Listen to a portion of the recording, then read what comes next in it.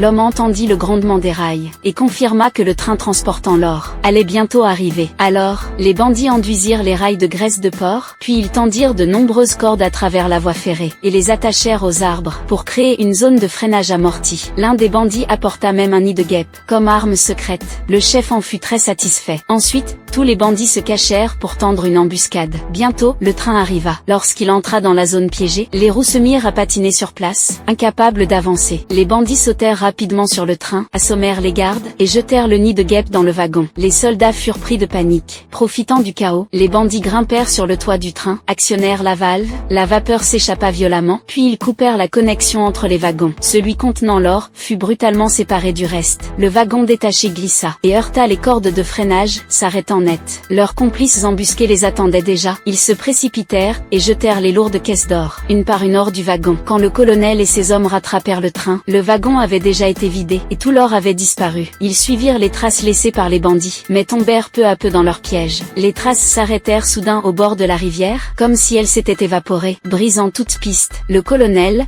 refusant d'abandonner, fouilla minutieusement les environs, et aperçut soudain un bandit paniqué, s'enfuyant en titubant. Sans hésiter, il sauta sur son cheval, et se lança à sa poursuite à toute vitesse. Mais en s'approchant, il comprit que quelque chose n'allait pas. L'homme était seul. Le colonel eut à peine le temps de s'interroger, qu'une ombre surgit derrière un arbre, le frappa et le fit tomber de cheval. Il tomba dans la rivière, et perdit connaissance.